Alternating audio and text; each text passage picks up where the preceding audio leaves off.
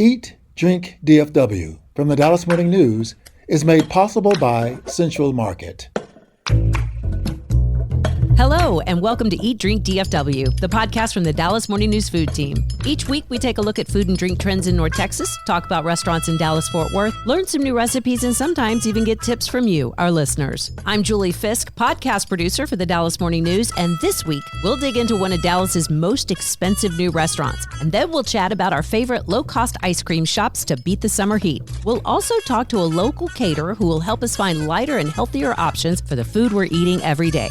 That's all coming up right after this. Central Market is really into food, like fish flown in so fresh it still has jet lag into food. Our sourdough starter has been around since grunge was a thing into food. We're talking more prime cuts than a greatest hits album into food. Central Market is really into food. If you are too, then we're the HQ for you. Whether you're a make every recipe in the cookbook foodie or a my favorite recipe is reheat type who just digs the delectable, no place makes every day more delicious like Central Market. Really into food. Shop now at centralmarket.com. For the latest food and restaurant news in Dallas-Fort Worth, visit dallasnews.com/food. Also, we'd love to hear from you, so email us at eatdrink@dallasnews.com with any thoughts or suggestions. As usual, today I'm joined by our food writers, Sarah Blaskovich, Zakaria Washington, and Imelda Garcia. And Sarah, you wanted to start off with a big question today. How much is too much for dinner?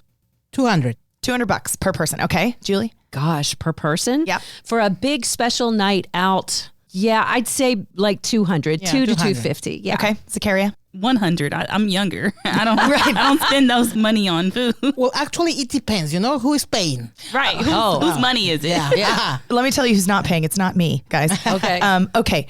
I have just written about a restaurant that cost $295 per person for a 20-course dinner. That's a lot of money, okay? What if I told you, though, that the restaurant looks really cool? I mean, Does that help? is the food good? It's a good question and we don't know yet. Okay, so here is the story. On June 2nd, an avant-garde restaurant called Punk Noir is opening in the Dallas Design District. $295 a person for 20 courses of food. And they're kind of billing this as an adventure or maybe even an event, not just dinner. Okay. It's dinner and. The restaurant has several rooms inside a warehouse that's nearly 8,000 square feet. So you will eat inside one graffitied dining room. You might eat some of the courses next in the kitchen, like in the kitchen. And then you move to different rooms as sort of this sensory experience for body and mind. So it's kind of like a restaurant/amusement park. Yeah, or even art gallery. Okay. Because an artist has designed most of the walls, and I think there's some sort of projection somewhere, which I think art as light can be really interesting too. Is it $300 a person interesting? I don't know. But this is like, I was going to say this is our new normal. This is not our new normal. This is our new outlier for what it could mean to spend huge dollars in Dallas on food. I think an experience makes it worth it. Okay. We're not including tip. A tip on something like that's going to be hefty. Yes, and I don't believe the price includes drinks. So Julie and I are going to order some cocktails. Yeah. Of course. Me too. And they're not going to be cheap either. Yes. So this restaurant, Punk Noir, in the Design District, was created by a family, a dad and his sons, who went to, I think they said, over 10 countries in Europe and Asia, and they ate at incredibly fine restaurants. And they took those ideas back and said, you know, Dallas people sometimes pay big for food, but we don't have this like irreverent look at fine dining, right? That it could be graffiti on the walls and caviar.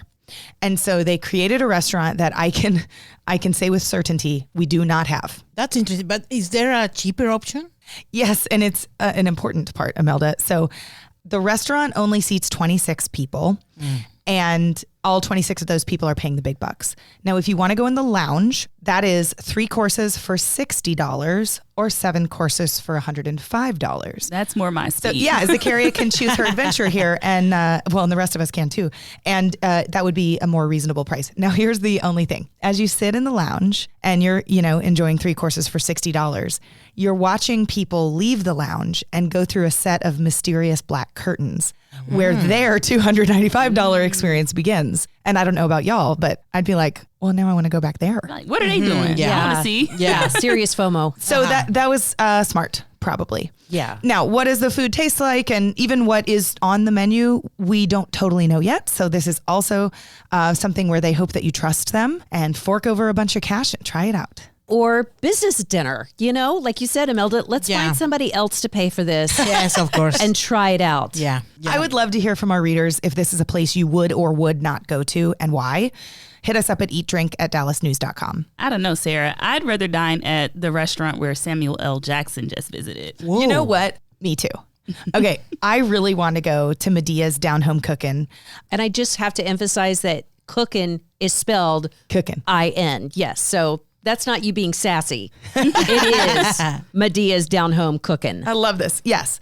All right. Samuel L. Jackson stopped into Medea's Down Home Cookin' during the filming of the Taylor Sheridan show Frisco King. Have you been to Medea's before? I had not, and I didn't even know about this restaurant and wished I had. As we've established, there are 16,000 restaurants in DFW. I'm trying to sit my bottom in every single one of them, and now I have to get to Medea's because, Samuel L. Jackson went there. If the guy from Pulp Fiction and Django Unchained likes this restaurant, I think I might like it too. What an incredible celebrity sighting that would be. Oh, yeah. He's somebody, I'd have to go talk to him. He would hate me by the time it was over with. I'd be so excited. Yeah, and that double take, because when you see somebody you think is famous and they're not, that beautiful double take of looking and being like, oh, that's not him. And then you're like, holy cow, it's him. It's him. That would be great. Okay, so after we learned on Facebook that he had come to this restaurant, I called the owners to ask what their story was. And I just really enjoyed this conversation. So this restaurant is a Southern restaurant. You're looking at meatloaf, fried catfish, chicken fried steak. And Albert Penson opened it over 20 years ago in the small town of Everman, Texas, which is south of Fort Worth. So whoever Samuel L. Jackson's people are, how'd they find this place? That's also awesome. Okay, Albert opened the restaurant because he missed the Sunday afternoon suppers that he would have at his home when he was a kid, and his parents passed away. But his mother's recipes remained at the heart of his family, and he wanted to open a place that emulated those Sunday get-togethers. I bet now that Samuel L. has been to this restaurant, they've probably got a spike in sales now. I think they have. And you got to think about the folks who loved Medea's already. They're like, come on, you guys, you're clogging my favorite place. I grew up in small town North Carolina, and I remember I had some friends who would do a great big post-church Sunday dinner. And it was some of the most amazing food I've ever had in my life. And it was Southern cooking like that. Lots of collard greens and meatloaf. I still fantasize about those collard greens. So I need to hit Medea's for sure. There are 3 things the director of operations said you have to order: the oxtails, the cornbread, and the Kool-Aid.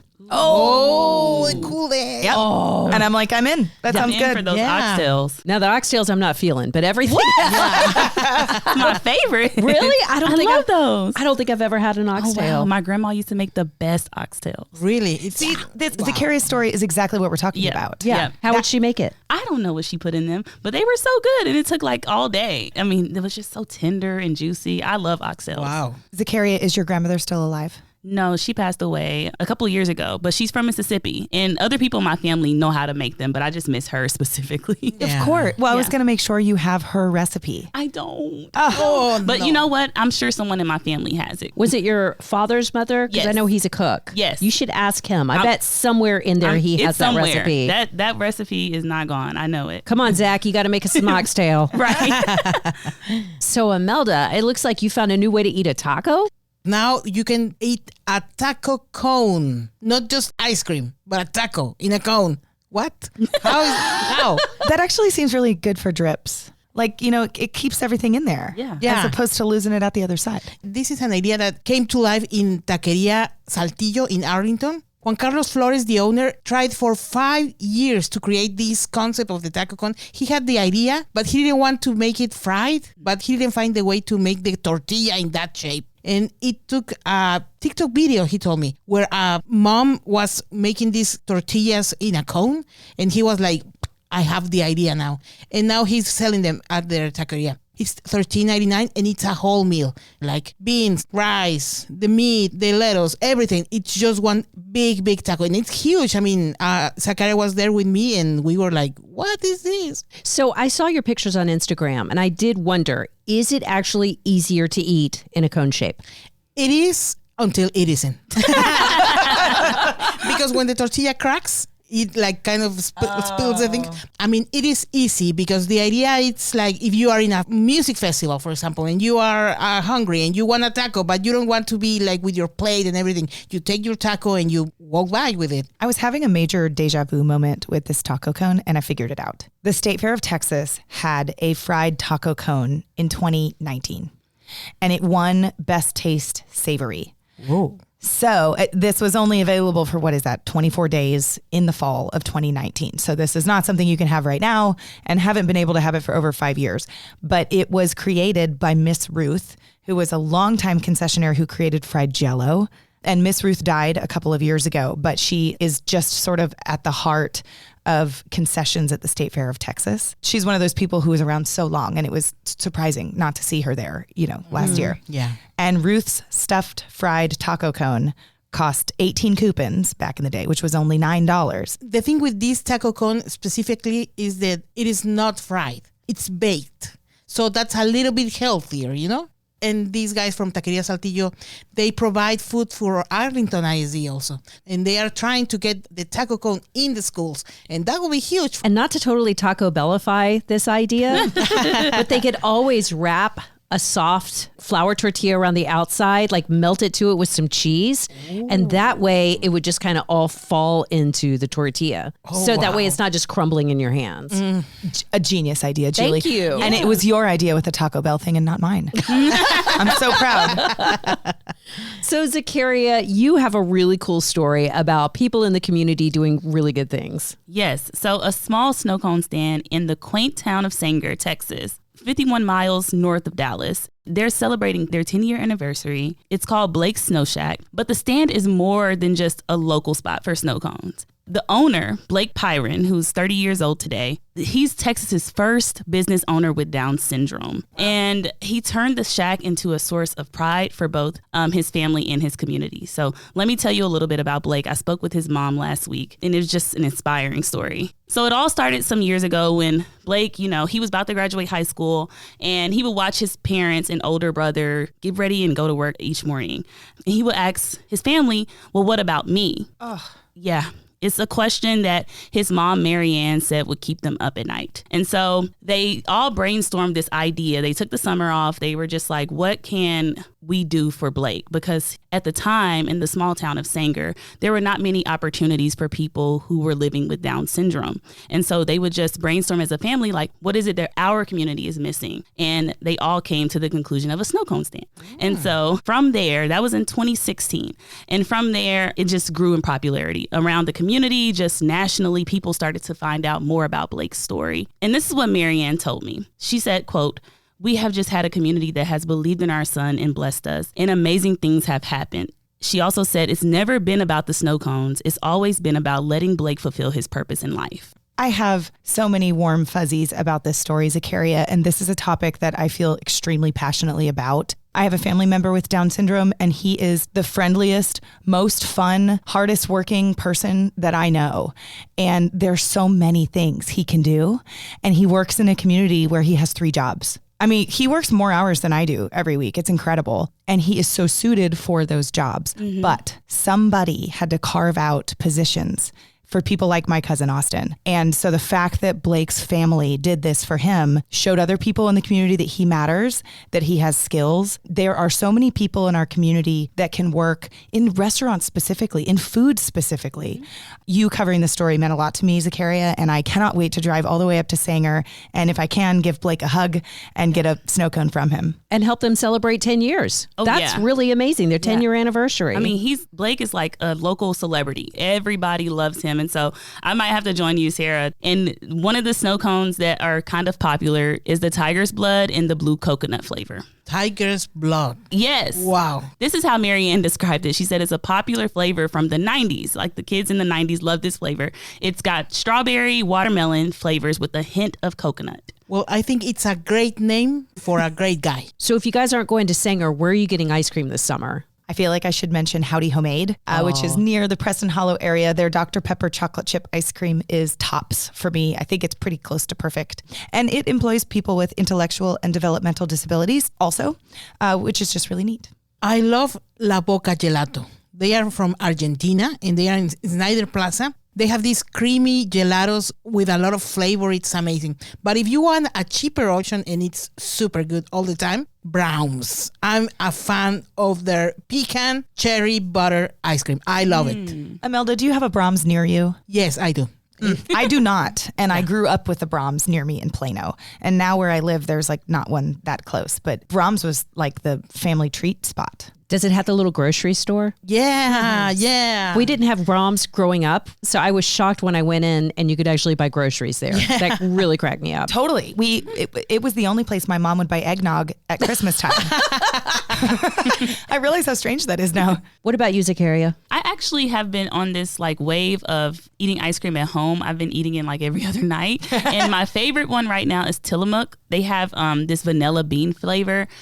It's the best. And the thing I love about their ice cream is that it's so creamy and so soft. It's like a custard. I was also with Zakaria recently when Salt and Straw opened on Henderson Avenue in East Dallas, and she purchased 2 pints of ice cream to go home. Yes. I hope it's okay if I tell this story. She pulled out 2 pints of vanilla ice cream. And I was like, you can't get those. Sarah quickly told me, oh no. I was you just gotta like, be different. You gotta get something different. Same. I'm hearing you if you want one of those. I don't want any of those. But if you want 1 pint of ice cream that's vanilla, that's fine. But I was like, what about any of the other flavors? But wait, did you have a plan? I didn't have a plan. My boyfriend he's from California, and so he said that this one flavor was so good. And so I was just like, maybe I should get 2. And I want to try it too. And then Sarah was like, no. And I was like, okay, no, that's fair. Actually, let me get another flavor. And so I ended up getting the cookie dough one on top of the vanilla. And? Okay, so they were both super good. I personally like the cookie dough one better, though. Sarah was right. Point for Sarah. I'm not starting a campaign against vanilla ice cream, but I am starting a campaign against vanilla ice cream. What in the world? I could Why? be so basic, and that I'm glad you stopped me, Sarah. You did a good job. Thank you. You're welcome. So I don't really eat ice cream. I would prefer to get my calories from wine. I'll be honest. That's clever. Don't. But in my house, we're in Andy's household. Love Andy's. And my husband has this thing after dinner. We'll all just be sitting there at the table and he'll go, stop asking me to take you to Andy's. And everybody will look at him and he'll be like, I'm not going. I don't know why you keep bugging me about this. And then he and my daughters will go get in the car and they'll drive to Andy's. It's like, nobody brought it up, but stop bugging him about it. Now, Julie, do you get something? No. Whoa, the incredible form of restraint. Yes. It's not restraint. I don't really want it. Pour me a glass of wine. I'm fine with that. I want to add one more thing that I'm not eating this summer. Speaking of Julie not eating ice cream, there was the pickle smoothie from Smoothie King. Did you guys see that? Yes. No. I want to try it. Oh, you do? Yes. Yeah, me too. I love pickles. Yeah. What? Yeah. I think it's going to be my treat of the summer. I love pickles. We're on the same page, Emil. Yeah. Let's go together. Yeah. What is wrong with you? And I'm going to put some salt in it. Oh, that would be so good. Yeah. I'm like over here speechless. Sarah's face. Since Zakaria said she was going to try it, which I don't know why I'm surprised by that, but that surprised me. And then Imelda chimed in. There's nothing wrong with a pickle smoothie. And I get it. Like, people who love pickles, I think, are going to love this thing. I'm just not them. Is it weird that I want to stop the recording, go get in our cars, and force you guys to drink the smoothie in front of me? Oh, I'll do it. I kind of don't believe you. I kind of feel like this is a dare. I am a pickle fiend. I'll do anything pickle. Also, add salt to it. Yes. Pickles. That's a good idea. No. The pickle's main job is to be salty. Do we know, is the smoothie sweet? No, it's not. Oh. Let me tell you what's in it. I'm in love. Literally. I want it so bad. I want it so bad. This is just so funny. All right. We have Grillo's pickles, bananas, kale, apple juice blend, kiwi apple juice blend, electrolyte blend, which does not sound like food, and coconut water. So you didn't hear it, but I did just throw up. But it has kale. I mean, it's healthy. It's good for you. It's a salad, practically. This is our summertime treat to stay hydrated. Smoothie King wants you to know. And also, I guess, get your kale. Ugh. Yeah. All right. You can add some vodka maybe in. That would be even better. I just threw up again. All right. Remember to find all of these stories and more at dallasnews.com/food. We're going to take a short break. And when we come back, we're going to help you find a healthier way to eat the foods you love. And it won't involve a pickle in a smoothie. Central Market is really into food. Like when we say cheese, it's in 12 languages into food. Butchers, bakers, and sushi roll makers into food. We're talking so obsessive about quality you can shop blindfolded into food. Central Market is really into food. If you are too, then let us turn your shopping list into a treasure map. Get inspired, get adventurous, or just get a chef-made dinner when you've got more taste buds than time. No place makes every meal more amazing like Central Market. Really into food. Shop now at centralmarket.com. Coming up, a local chef has healthy tips for us, but first, a quick reminder that you can always reach out to the Dallas Morning News Food Team at eatdrink@dallasnews.com. And please follow us on Facebook and Instagram at DMN Food because we've been really busy over there. Today, we have a special guest in the studio. I am pleased to welcome Chef Deb Oxman, founder of Savor Culinary Services in North Texas. And she's here today to offer us some healthy food swaps. Welcome, Deb. Thank you, Sarah. So before we get into a chat about Eat This, Not That, tell us a little bit about how you came to own a private catering company. I started out as a physical therapist. I treated a lot of athletes, and I realized that their food really changed their rehab, better or worse. About that time, my son was about 3. He was diagnosed with high-functioning autism, severe ADHD. Was told he'll never tie his own shoes, just put him in a school somewhere, basically forget about him. That didn't work for me, and I thought there has to be an answer. A friend of mine was a functional nutritionist. She said, how does his body use food? I said, what does this matter? And we found out exactly his food intolerances. We detoxed the heavy metals. I had a different kid in 3 months' time. And my son went on to do tours in the military, graduated top of his class, wrestled all over the world. And one person found out about it, and then another person found out about it. Wow. That's amazing, Deb. Interesting. Okay, so you already had the knowledge from physical therapy, and then you learned about the food part. We want to tackle the food piece. How can we be healthier people? One thing you told me just before we started was that snacks are a big trend right now. And I love this because who doesn't love a snack? Why are snacks a big thing for your customers right now? And what's your answer to a healthy snack? They're easy, they're convenient, and there's so much protein that you can add in it, vitamins and minerals. And they're really easy to make as long as you don't pay attention to a lot of the advertising that's out there. Okay, tell us more about that.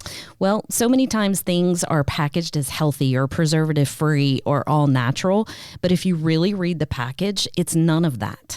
At the end of the day, just the most simple ingredients are actually the healthiest and the easiest. What should be some words to be cautious about? All natural, Okay. preservative free, no additives.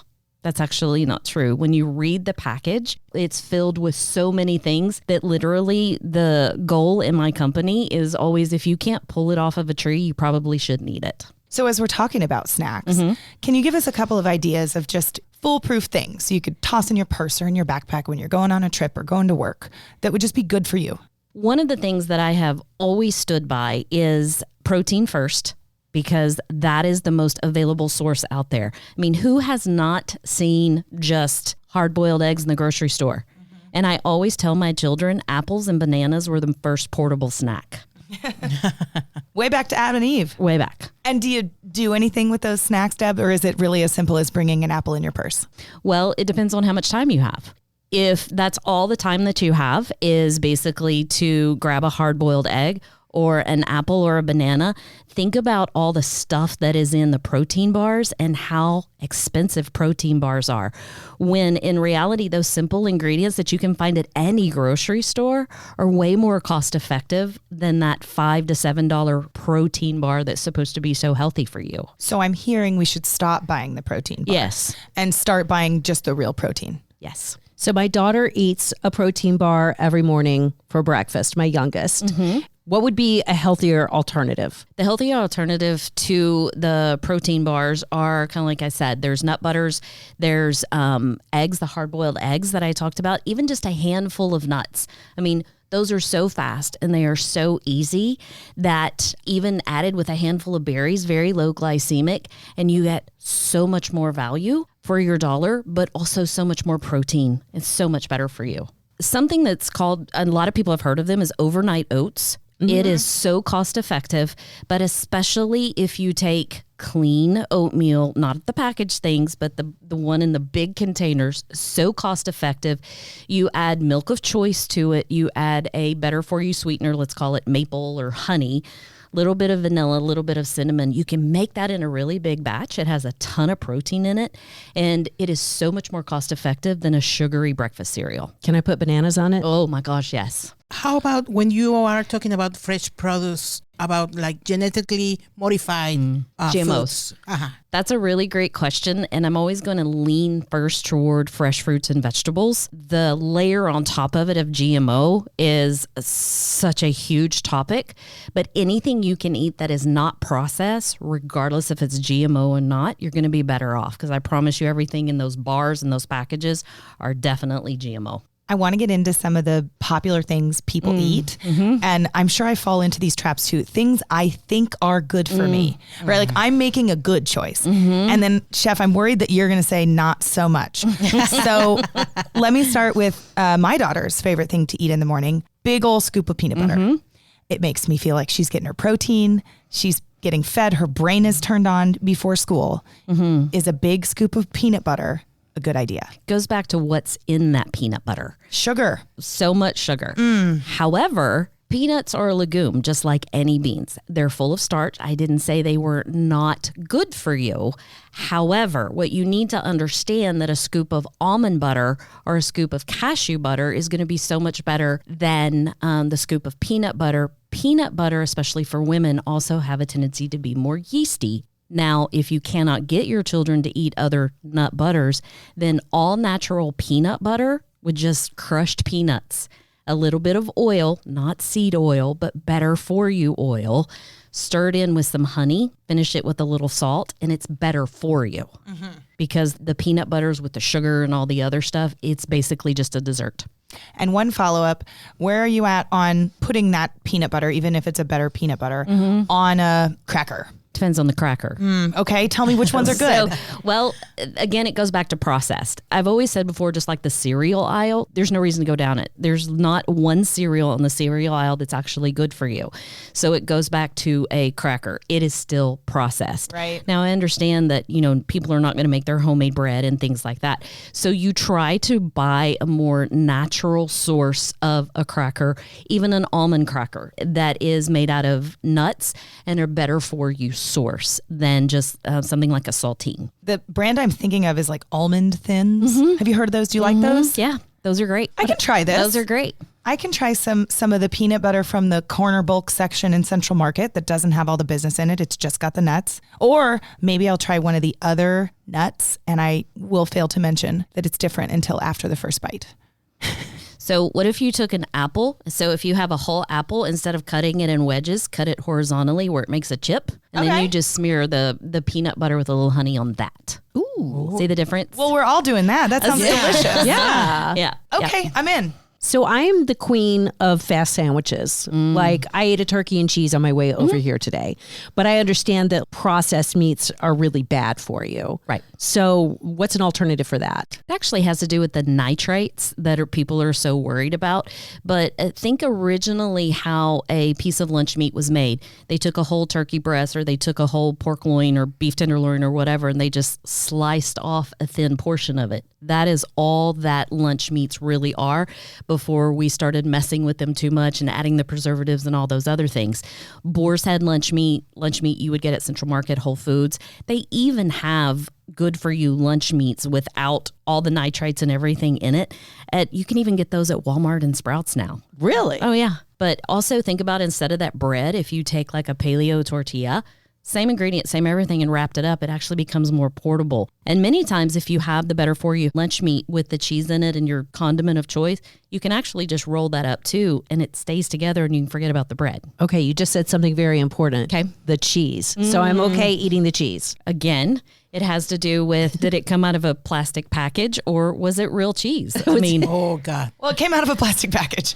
so you know which one I'm talking about. Are you talking about like individually wrapped? Yes. Yes. Something that doesn't actually kind of melt anymore or really look like cheese. A lot of people do have a dairy intolerance, but if you don't, cheese is a great source of high protein as well. Okay, so we can put the cheese on the sandwich. Yeah. We just need a high quality cheese. I'm feeling a little embarrassed. I will eat a cheese single standing in front of the fridge, the individually wrapped ones, and convince myself it's healthy. It's okay. Just because you're busy. Thank you, Deb. It's okay. Thank You're you. busy. I know one thing I keep thinking about, Deb, is like if in life I could create these little moments where I already sliced the cheese so that when you want the cheese, you reach for this one and not that one. It seems simple, but it's not. The prep is the hard part for all of us. It is the hard part, but it also depends upon whenever you choose to buy better, especially cheese, they have great cheeses that are already sliced for you. So it's a matter of a mindset switch.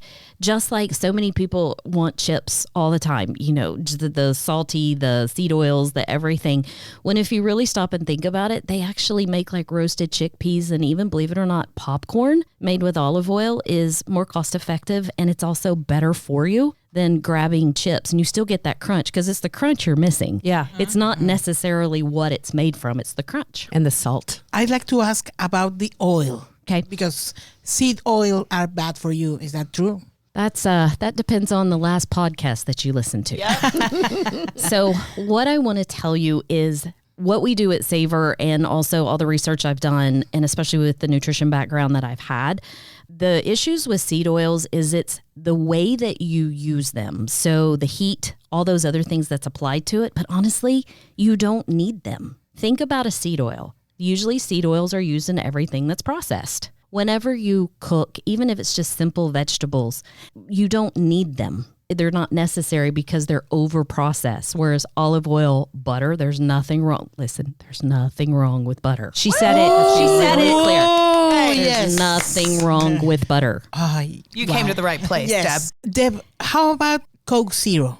Is it better than the regular Coke? Because I love Coke Zero, but I feel guilty every time I drink it. So the number one thing you can do for your health is get rid of all sodas that have artificial sweeteners in them. Because especially in a woman's brain, the enzymes that are released whenever you drink the fake sugar in any of those drinks actually causes your body to hold on to all the fat stores. You would be better off, and you would actually be healthier if you consumed real sugar, like a Coke, you know, that's in the bottle that contains the real sugar.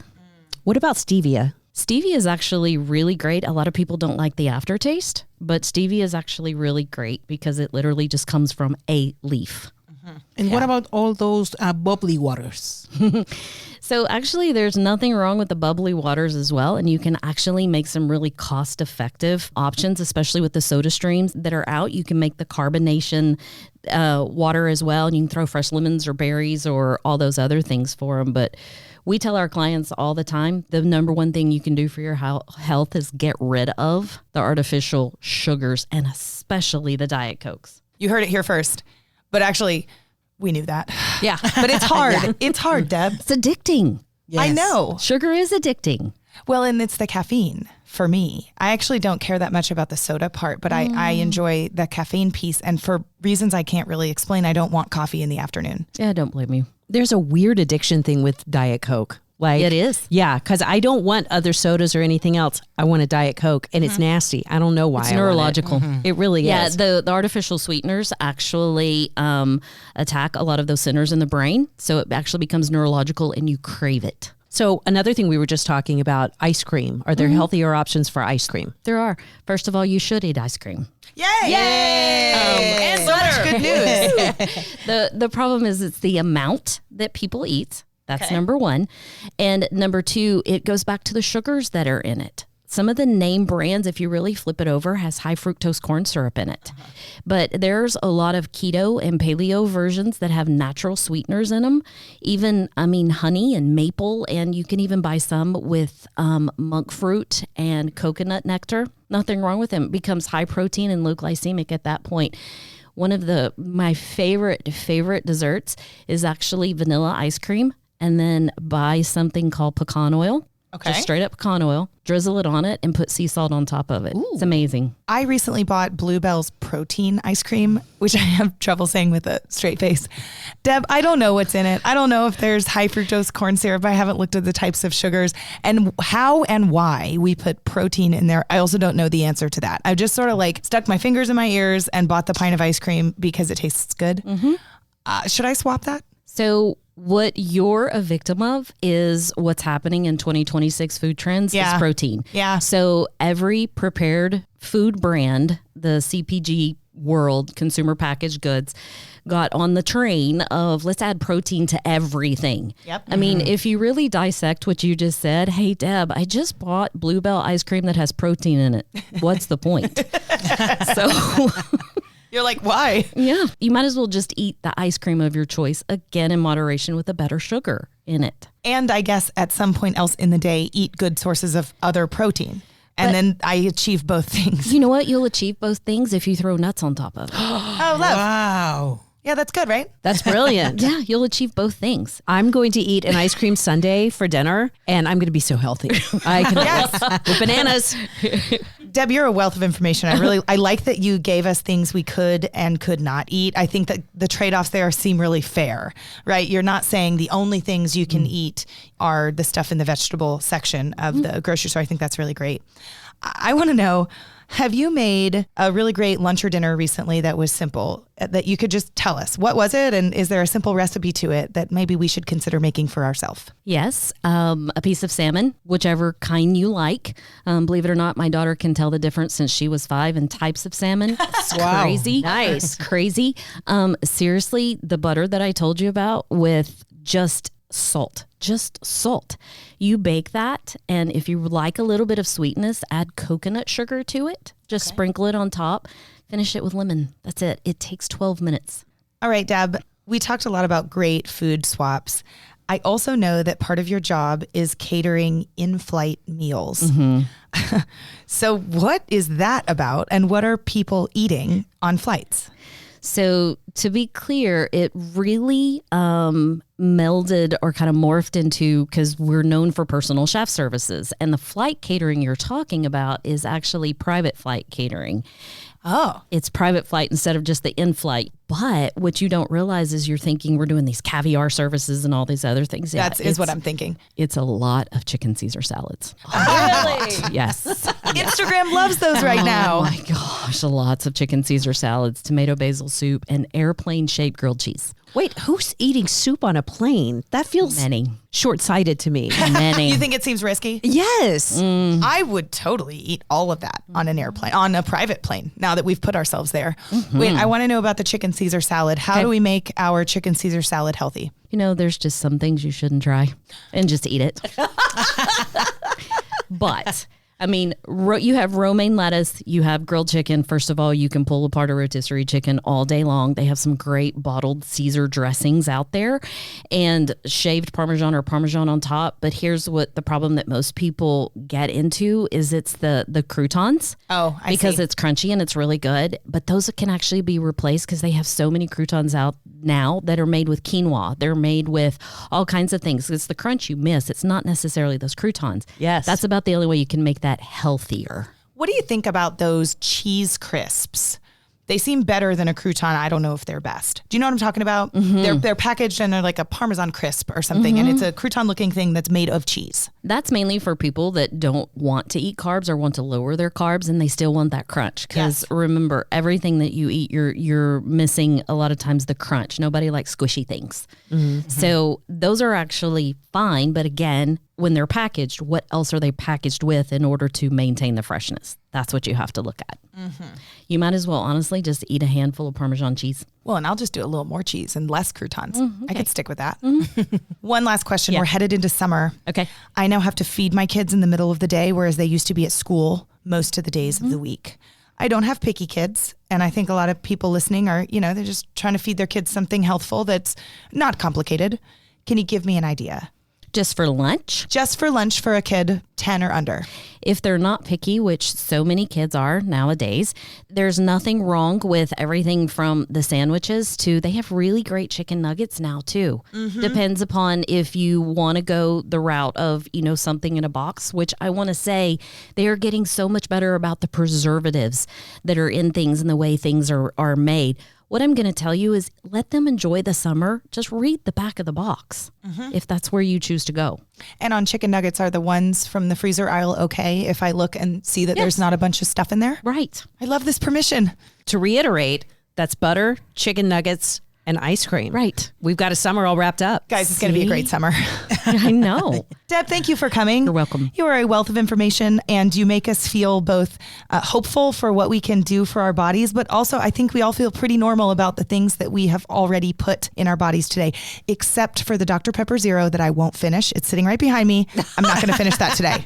Can I give you a really great recipe of how to use Dr. Pepper with real sugar? Yes. It makes the best sauce known to man. Take a Dr. Pepper with real sugar in it, put it on the stove, and reduce it. Just watch it till it makes a syrup. It is amazing. It has all those flavors that are already in Dr. Pepper. They reduce down and the Dr. Pepper becomes savory. Pour it over chicken, pour it over beef, pour it over everything. Don't do anything to it. Just Dr. Pepper. Yes, please. I'll do that. Just watch it. It will burn quickly. Just watch it. Wow. I think I had an old fashioned recently that was made with that. So let's not get into the liquor aspects of it. We though. failed to ask you whether we should be drinking because we don't want the answer. Yes. It's nice to see you, Deb. See you later.